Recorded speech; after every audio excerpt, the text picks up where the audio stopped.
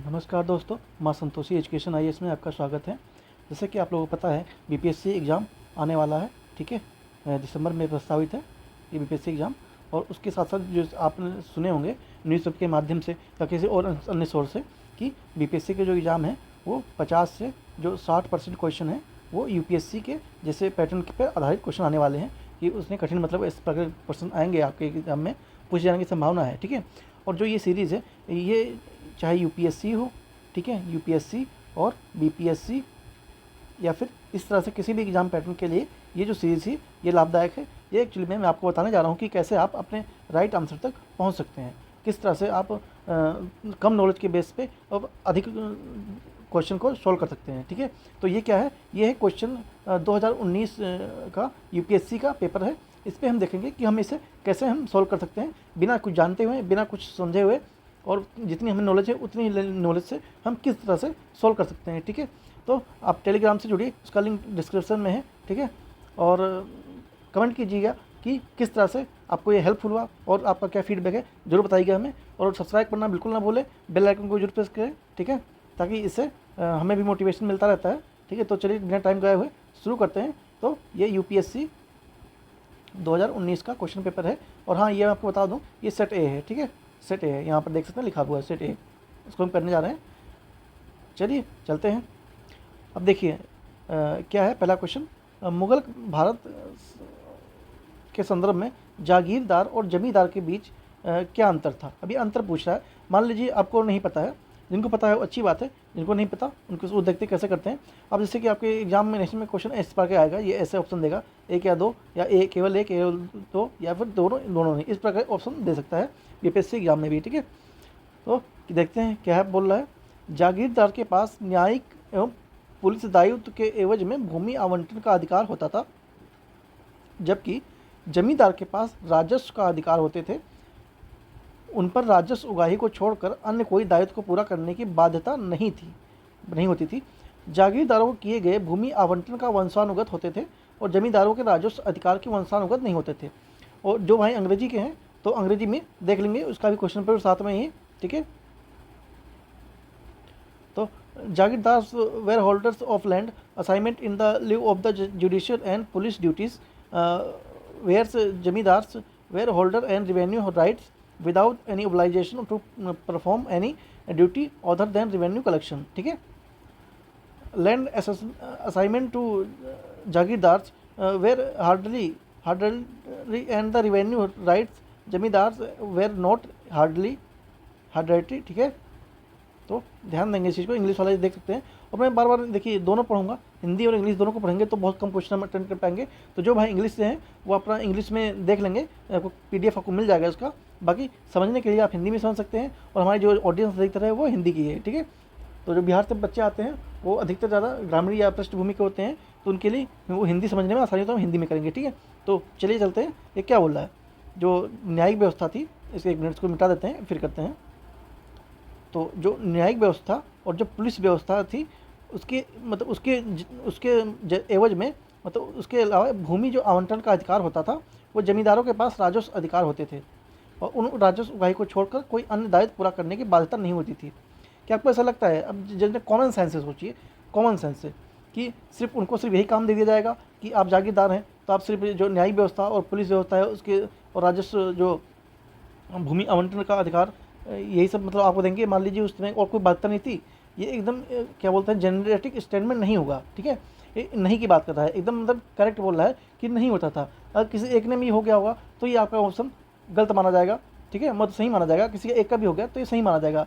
तो इसलिए ये जो बाध्यता नहीं है, इस वजह से ये क्वेश्चन गलत हो जाता है, ठीक है। तो ऑप्शन ए हमारा एलिमिनेट हो चुका है। तो देखते हैं ऑप्शन किस में नहीं है। तो ऑप्शन ए ये में नहीं है और ये भी नहीं। अब हमारा बचा क्या, बी और डी, ठीक है। दूसरा देखते हैं, जागीरदारों को किए गए भूमि आवंटन वंशानुगत होते थे, जमींदारों को राजस्व अधिकार के वंशानुगत नहीं होते थे। जमींदारों को किए गए भूमि के जो आवंटन है वो वंशानुगत होते थे, ठीक है। और जो जमींदार को राजस्व के वंशानुगत वो वंशानुगत नहीं होते थे। ये रॉन्ग बता रहा है, ठीक है, ये गलत है। एक्चुअली में क्या होता था उस समय, ये उल्टा है। देखिए जगीरदार जो होते थे उनका वंशानुगत होता था, नहीं होता था, और जो जमींदार होते थे वो वंशानुगत होते थे मुगल काल में, ठीक है। तो ये इसका अपोजिट है, तो इसलिए ये भी गलत हो जाएगा। तो ऐसे हमारा ये दूसरा भी गया, तो इसका आंसर सीधा क्या हो जाएगा, इसका आंसर हो जाएगा डी, ना तो 1 और ना ही 2। तो ये इस तरह से आपने क्वेश्चन को सोल्व कर सकते हैं। ठीक है, आई होप आपको समझ आया होगा। अभी हम देखेंगे और जितने भी हम यूपीएससी के जो है क्वेश्चन पेपर हुए हैं अभी तक, हम उसको कोशिश करेंगे कि आपको सारे क्वेश्चन करा दिए जाएँ, ताकि आपका जो प्रैक्टिस है वो अच्छे से हो जाए। और आपसे गुजारिश जैसे कि आप भी इस जो यूपीएससी के क्वेश्चन पेपर हैं उनको 4 से 5 को सोल्व कर लीजिएगा, या फिर देख लीजिएगा, प्रैक्टिस जरूर कर लीजिएगा। ठीक है, चलिए चलते हैं दूसरे क्वेश्चन की तरफ। इसमें टोटल 100 क्वेश्चन है। ठीक है, आज जितना हो पाएगा मैं उतना कराऊंगा, और जो बचेगा उसको हम नेक्स्ट वीडियो में कवर कर लेंगे। ठीक है, तो चलिए चलते हैं हम दूसरे क्वेश्चन पे। ये एकदम नॉर्मल स्टेटमेंट वाला है। स्वतंत्र भारत भूमि सुधारों के संदर्भ में निम्नलिखित में से कौन सा कथन सही था। जो स्वतंत्र भारत मतलब जो भारत की आज़ादी के बाद से इसमें से कौन सा कथन सही है। जो हदबंदी कानून पारिवारिक जोत पर केंद्रित थे, ना कि व्यक्तिगत जोत पे। ठीक है, जो हदबंदी कानून है पारिवारिक जोत पर केंद्रित थे, ना कि व्यक्तिगत जोत पे। भूमि सुधारों का प्रमुख उद्देश्य सभी भूमिहीन कृषि भूमि को प्रदान करना था। इसके परिणाम स्वरूप नकदी फसलों की खेती में कृषि प्रमुख रूप से बन गई। भूमि सुधारों में हदबंदी सीमाओं को किसी प्रकार की छूट की अनुमति नहीं थी। ठीक है, तो देखते हैं क्या कह रहा है ये। अब मान लीजिए भारत अभी आज़ाद हुआ है, जनरली मान लीजिए आपको कुछ नहीं पता इस बारे में, स्वतंत्रता के बाद भूमि के सुधारों की क्या चीज़ें थी। मान लीजिए कि भारत अभी आज़ाद हुआ है, तो उस समय ज़रूरी क्या है, उस समय क्या ज़रूरी ये है जो हदबंदी कानून पारिवारिक जोत पर केंद्रित थे, ना कि व्यक्तिगत जोत पे। क्या ये उस समय था ऐसा? अंग्रेज भारत छोड़ के गए हैं, तो इस प्रकार ऐसा कुछ था, आपको लग रहा है? अगर है तो इसको आप सोचिए ज़रा और कमेंट में बताइए कि आपको लगता है ऐसा व्यक्तिगत जोत पे था, पारिवारिक जोत पे ना हो केंद्रित होकर। उसके बाद दूसरा, भूमि सुधारों का प्रमुख उद्देश्य सभी भूमिहीन कृषकों की भूमि प्रदान करना था। अब देखिए भारत आज़ाद हुआ है, उस समय बहुत सारे ऐसे लोग हैं जो अंग्रेजों के सताए हुए हैं। ठीक है, और बहुत सारे प्रताड़ित हुए लोग हैं। तो उस समय सरकार के समक्ष सबसे प्रमुख चुनौती क्या होगी एक आज़ाद देश में, जिसकी कुछ मतलब अभी सब कुछ उथल पुथल सांप्रदायिक चीज़ें चल रही हैं और बहुत सारी भूमि इधर से उधर हो चुकी हैं। तो उनमें सबसे ज़्यादा ज़रूरी क्या था, जो भूमिहीन लोग थे उनको भूमि प्रदान करना। सबसे बड़ी समस्या सरकार के खिलाफ यही थी। ठीक है, तो इसको हम रखते हैं अभी। इसके परिणाम स्वरूप जो नगदी फसलें व खेती का कृषि प्रमुख बन गई थी। अब एक बात सोचिए, अगर जो मतलब कृषि अगर मतलब लोगों को भूमि नहीं हुई तो कृषि कैसे करेंगे। ठीक है, तो वो कृषि कैसे करेंगे, तो ये तो कोई सी ऑप्शन से सही नहीं लग रहा मुझे। ठीक है, भूमि सुधारों को हदबंदी सीमाओं को किसी भी प्रकार की छूट की अनुमति नहीं, ये एकदम मतलब नेगेटिव स्टेटमेंट है। ठीक है, एकदम नेगेटिव स्टेटमेंट है, एकदम नेगेटिव स्टेटमेंट है।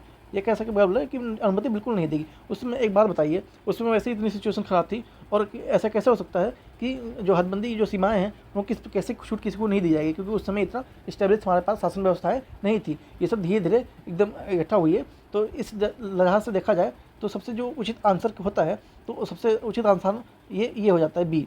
क्यों? क्योंकि जो सभी के पास जो भूमिहीन लोग थे उनको किसी की भूमि प्रदान करना सबसे प्रमुख उद्देश्य था आज़ाद भारत के लिए, जो भारत के लोग उसमें थे शासन में।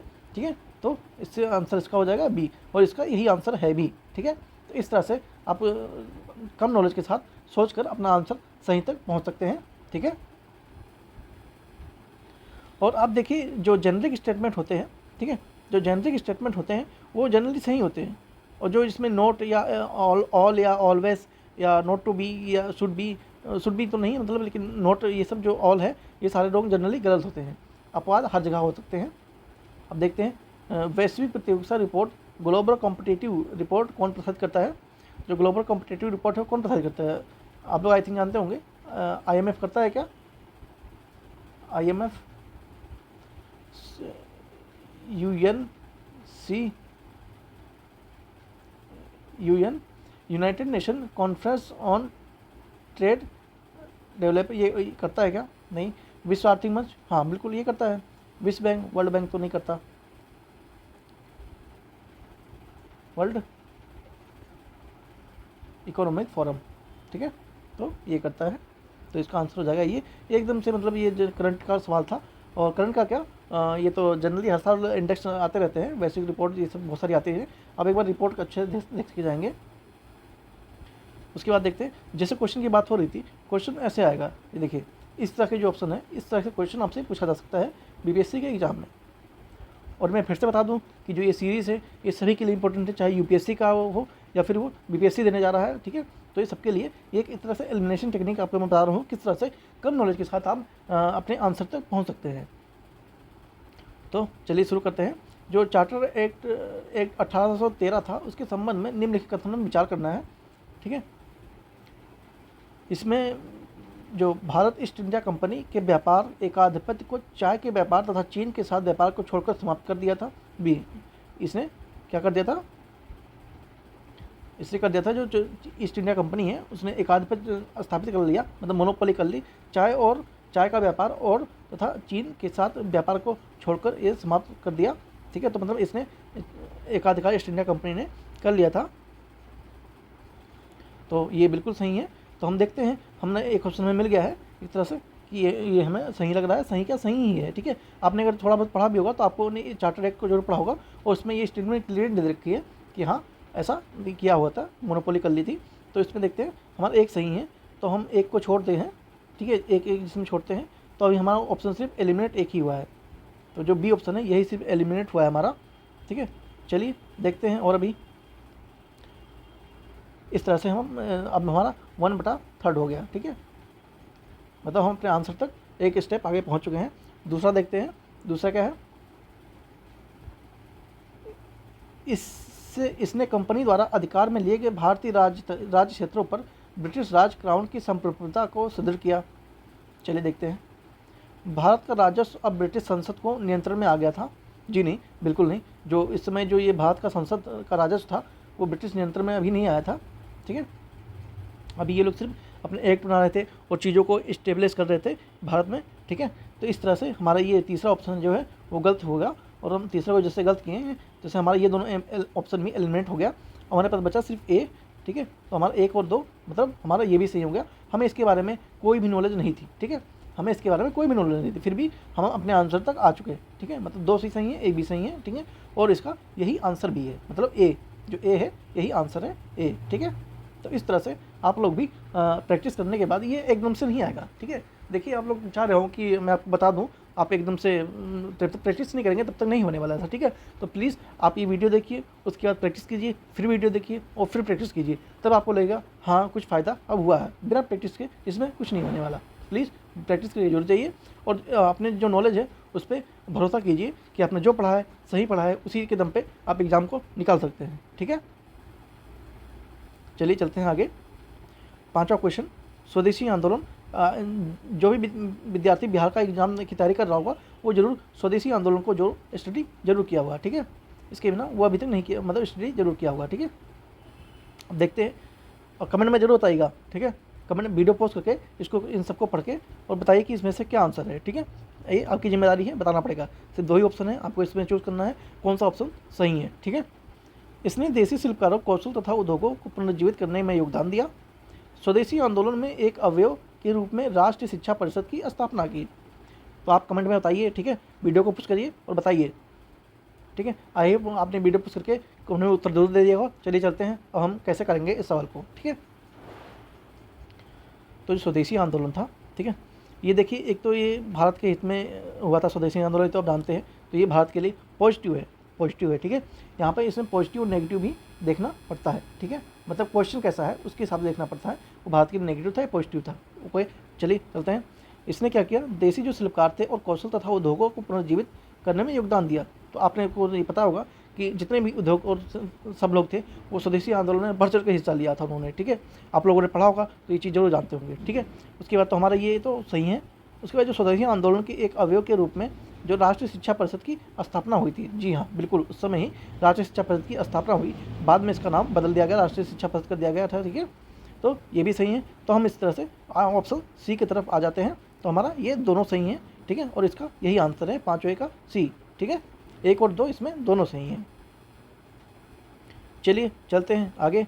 हाँ, अब ये देखिए मेन चीज़ तो ये है, नायक और लीडर मिलान करना है। ऐसे क्वेश्चन आएगा तो आप क्या करेंगे, आप ऑप्शन उसके देखिए, इस तरह से ऑप्शन है इसके, ठीक है।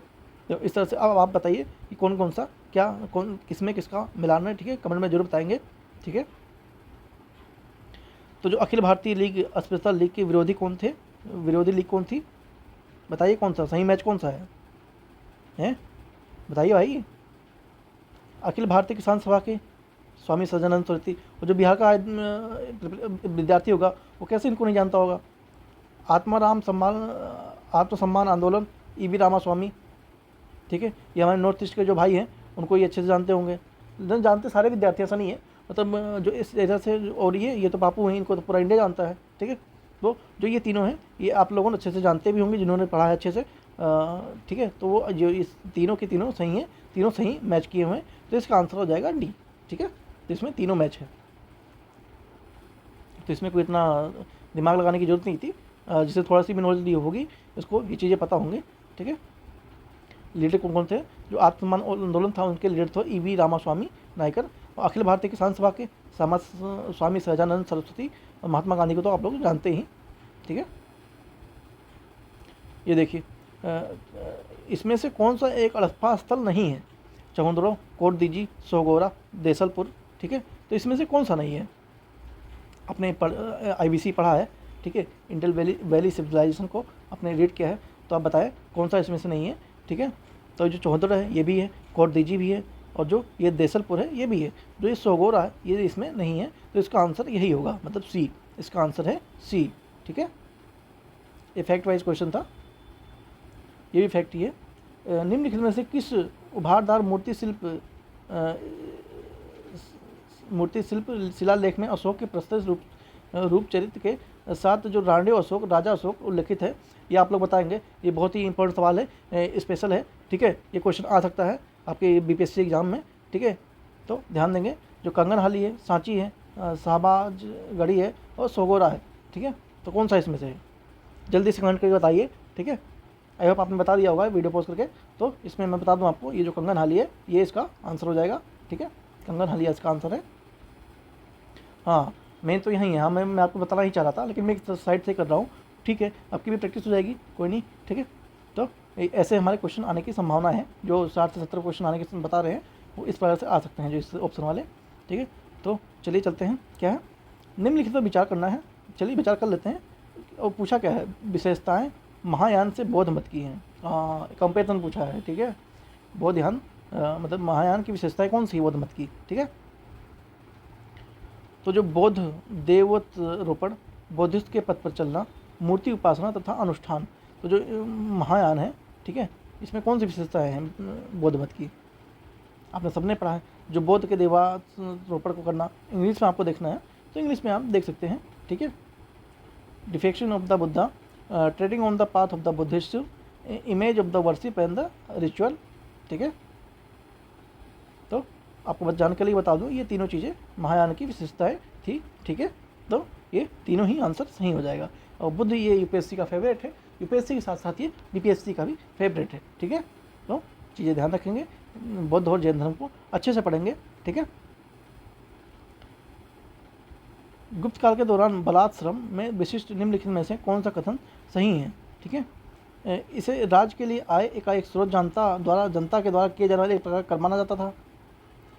यह गुप्त साम्राज्य के मध्य प्रदेश तथा कठियावाड़ क्षेत्र में पूर्णतः विद्यमान था। बलात् श्रम साहित्यिक मजदूरी के हकदार होते थे। बलात् श्रम ज्येष्ठ पुत्र को बलात् के रूप में भेज दिया जाता था, ठीक है।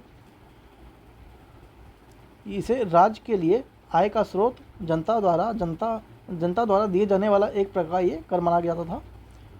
यह जनता साम्राज्य के मध्य प्रदेश और कठियावाड़ क्षेत्र में पूर्णता विद्यमान था। देखिए यहाँ पे क्या बोल रहे हैं, पूर्णता मतलब ये एकदम मतलब स्टेटमेंट दे रहा है पूरी तरह से कि पूर्णता वहीं पर था और कहीं भी नहीं था, ठीक है। तो ये ऑलरेडी गलत हो जाएगा। जो लेबर मजदूरी है वो साप्ताहिक मजदूरी के हकदार होते थे। जी नहीं, ऐसा नहीं है। मजदूरी के ज्येष्ठ पुत्र को बलात् श्रम के रूप में, जी नहीं, ऐसा भी नहीं है, ऐसे थोड़ी होता है। आपने पढ़ा होगा तो पता होगा। बाकी मैं बता दूं, ये ऑप्शन जो है वो बिल्कुल सही है, ठीक है। ये कर होता था, ठीक है। बलात् श्रम एक कर होता था, उसको देना पड़ता था। किसके राज्य में कल्याण मंडप की रचना का मंदिर निर्माण का एक विशिष्ट अभिलक्षण है, ठीक है। तो जो चालुक्य, चंदेल, राष्ट्रकूट और विजयनगर, आप सबने हिस्ट्री पढ़ी है, ठीक है। आप बताएंगे क्या है। जो चालुक्य के शासनकाल में आपने ऐसा निर्माण सुना था क्या कल्याण मंडप का, या फिर चंदेल के, या फिर राष्ट्रकूट के? आई थिंक आप लोगों ने नहीं सुना होगा, और नहीं सुना है तो आपने स्टडी सही दौर पे जा रही है, सही ट्रैक पे जा रही है, ठीक है। तो इसमें ये विजयनगर थे। विजयनगर जो हरिहर बुक्का ने स्थापना किया था, वो ये आंसर इसका सही है। ठीक है, कल्याण मंडप आपको विजयनगर की राजधानी में देखने को मिलता है, जो कि द्रविड़ शैली में बना हुआ है। ठीक है, अब चलिए देखते हैं, निम्नलिखित में से विचार कीजिए, दिल्ली सल्तनत के राजस्व प्रशासन में राजस्व वसूली के प्रभारी को आमिल कहा जाता था। ठीक है, क्या कहा जाता था? आमिल कहा जाता था। दिल्ली सुल्तानों को एकता प्रणाली की प्राचीन देशी संस्था थी।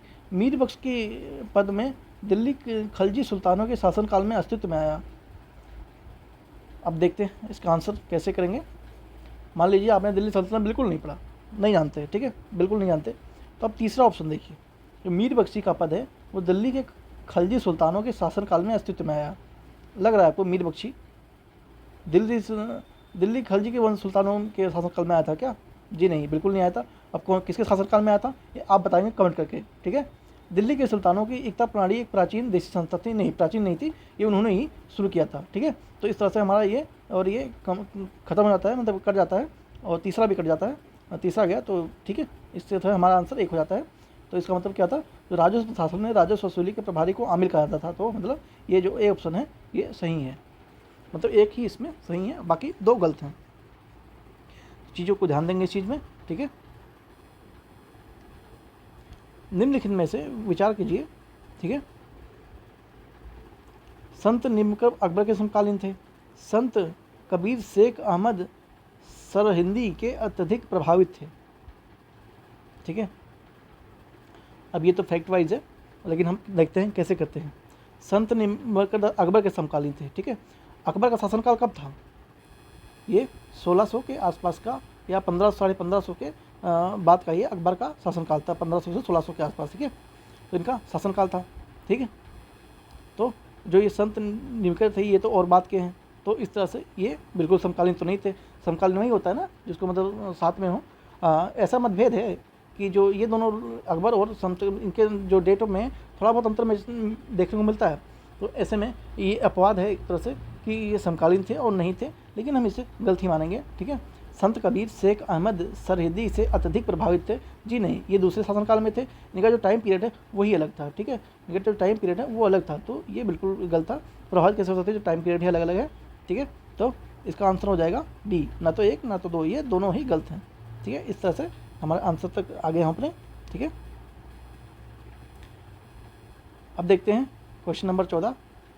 ब्रिटिश औपनिवेशिक शासन के संदर्भ में निम्नलिखित पर विचार करना है। ठीक है, जो ब्रिटिश शासन था उसके ऊपर विचार करना है, और देखते हैं क्या है। जो महात्मा गांधी गिरमिटिया प्रणाली के उन्मूलक सहायक थे। ठीक है, गिरमिटिया आंदोलन आप लोग जानते हैं, सुना होगा, और गांधी जी ने बहुत ही महत्वपूर्ण भूमिका भी निभाई थी, तो ये उन्मूलक के सहायक तो बिल्कुल थे, तो हम इसे राइट मानेंगे। तो राइट मानेंगे तो हमारा ये ऑप्शन गया कट। ठीक है, ये ऑप्शन कट गया हमारा। अब देखते हैं, लॉर्ड चैंसलर वॉर कॉन्फ्रेंस में महात्मा गांधी को विश्व युद्ध के लिए भारतीयों की भर्ती से संबंधित प्रस्ताव का समर्थन नहीं किया था। ठीक है, चलिए इसको क्वेश्चन मार्क पर रख देते हैं अभी। उसके बाद क्या था, उसके बाद भारत के लोगों द्वारा नमक कानून तोड़े जाने के परिणाम स्वरूप औपनिवेशिक शासन को द्वारा भारतीय राष्ट्रीय कांग्रेस को अवैध घोषित कर दिया गया था। तो हाँ बिल्कुल ठीक है, ये सही है एकदम से कि अवैध घोषित कर दिया गया था उस समय नमक कानून तोड़ने पे। ठीक है, तो लेकिन जो ये लॉर्ड चैम्सफोर्ड ने वॉर कॉन्फ्रेंस में महात्मा गांधी के विश्व युद्ध के भारतीयों को भर्ती संबंधित प्रस्ताव को समर्थन नहीं किया, तो जी नहीं, बिल्कुल ऐसा नहीं था। ये जो ये लॉर्ड नाम लगा रखा है, इसको लॉर्ड रखने की जरूरत नहीं है, जब चैम्सफोर्ड ही सही है, तो ऐसा नहीं होता, तो इसने मना नहीं किया था। ठीक है, तो इस तरह से ये हो जाएगा गलत, और इस तरह से हमारा आंसर आ जाएगा 3 हमारा सही है ना। हाँ, तो 2 कट गया हमारा, और ये 2 कट गया, तो हमारा ये 3 सही है, मतलब बी, इसका आंसर हो जाएगा बी। ठीक है, आप चाहें तो मैच कर सकते हैं। ठीक है, आप चाहें तो जैसे कि जो मतलब इसकी क्या कहते हैं आंसर की, हाँ, तो उससे आप इससे मैच कर सकते हैं। ठीक है, इसमें से हो सकता है एक आध गलत हो, लेकिन ऐसा नहीं, गलत कोई भी नहीं होगा, सारे सही हैं। ठीक है, ऐसा कुछ नहीं है। भारतीय राष्ट्रीय आंदोलन के संदर्भ में निम्नलिखित नियमों पर विचार कीजिए। व्यक्ति और ये धारित पद, मतलब पद जिसने ले रखा हो उसे धारित पद कह दिया। अब देखती है इसमें ऑप्शन कितने कठिन हैं। ठीक है, कितने कठिन ऑप्शन हैं, और ऐसे क्वेश्चन में आपको अच्छा होता है आपके लिए। ठीक है, सर तेग बहादुर सप्रू अध्यक्ष कौन थे? अखिल भारतीय उदार संघ के। केसी नियोगी संसद थे संविधान सभा के। पीसी जोशी महासचिव थे भारतीय साम्यवादी दल के। ठीक है, ऐसे सब में अगर आपको समझना है तो जनरली इसका हाई चांस है कि इसका जो आंसर है वो तीनों सही होते हैं। ठीक है, तीनों सही होते हैं। अगर आपको समझ नहीं आता, अगर आपको पता है तो ज़्यादा बेटर है, और लेकिन इसका आंसर तीनों ही सही है। ठीक है, ये सब एक दूसरे से मैच हैं। ठीक है, सही मैच है, तो कोई भी इसमें से गलत नहीं है। ठीक है, तो हमने आज कितने क्वेश्चन किए? हमने आज 15 क्वेश्चन कर लिए हैं। ठीक है, नेक्स्ट वीडियो में हम 15 करेंगे। ऐसे 15 के सेट में हम इसे करेंगे, और जितने भी कम से कम मैं कोशिश करूँगा आपको 5 साल के जो भी हैं PYQ UPSC के, उन्हें मैं सोल्व करना सिखा दूँ कि कैसे सोल्व करना है। और आपसे रिक्वेस्ट है, आप प्रैक्टिस जरूर करेंगे। ठीक है, बिना प्रैक्टिस के आपका काम नहीं चलेगा। ठीक है, और BPSC आपको निकालना है, इतनी सारी सीटें हैं, 1900 प्लस में सीटें हैं, तो आपको अगर मेहनत करनी है तो आपको प्रैक्टिस करनी जरूर होगी। ठीक है, और आगे हम ये वीडियो करेंगे, सीरीज़ को कंटिन्यू करेंगे। तो मिलते हैं नेक्स्ट वीडियो में। प्लीज़ आपने सब्सक्राइब नहीं किया, सब्सक्राइब जरूर करें। और अगर क्वेश्चन पेपर आपको चाहिए, टेलीग्राम से जुड़िए, आपको वहाँ प्राप्त हो जाएंगे। और बहुत सारी एक्टिविटी वहाँ होती रहती है, और बहुत सारे PDF हैं, आप उससे प्राप्त कर सकते हैं। तो मिलते हैं नेक्स्ट वीडियो में। Thank you so much.